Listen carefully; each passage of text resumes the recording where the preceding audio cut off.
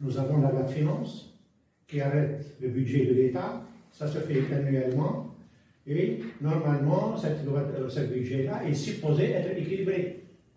Donc, les recettes qui couvrent les dépenses.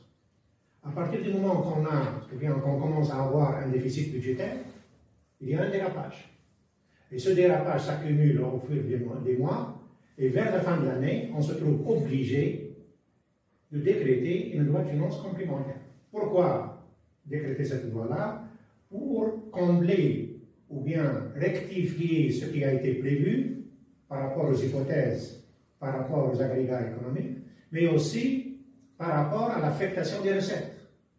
En priorité, nous avons la masse salariale, ça c'est le fardeau depuis une dizaine, bien une quinzaine d'années, mais les autres dépenses sont souvent redéployées, réaffectées en fonction du déficit pour couvrir les dépenses inévitables. Souvent au détriment de l'investissement public. Oui, effectivement. Effectivement. Donc, cette loi de finances complémentaire ne nous étonne pas, elle est venue tardivement, mais elle a joué le jeu. Mais tout de même, j'ai trois remarques. La première remarque, c'est parmi les rares fois, pour ne pas dire l'unique fois, qu'on a une loi sans argumentaire. Les arguments, les hypothèses, le pourquoi de la chose, l'explication, ça n'a pas été publié, ça n'a pas été communiqué. Nous avons 2 pages d'articles généraux. Ensuite, la base de données avec les tableaux des ressources et de l'affectation. La deuxième chose, on est passé de 55 milliards de dépenses à 60.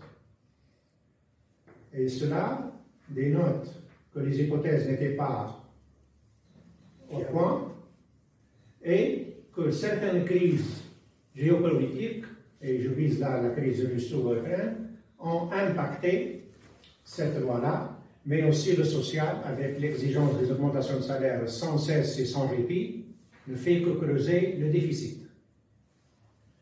Troisième remarque, les recettes budgétaires de source ou bien d'origine fiscale ont atteint 88%.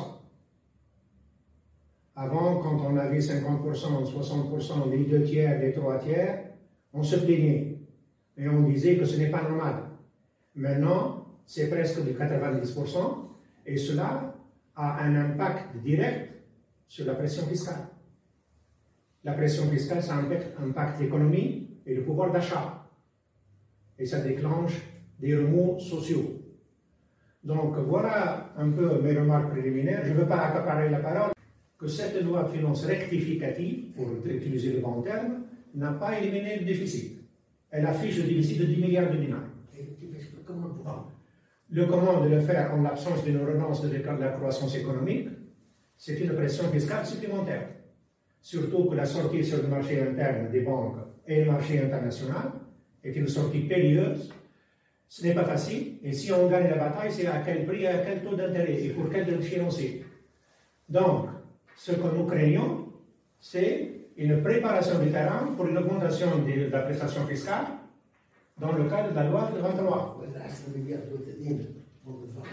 Répercuter sur le budget, la loi de finances GG, parce que là, ils vont boucler le budget quand même. Non, on a annoncé le déficit 9,7 sans indiquer comment le couvrir. Donc ça va être un déficit reportable. Et c'est la boule de neige. Vous allez devoir hériter d'un déficit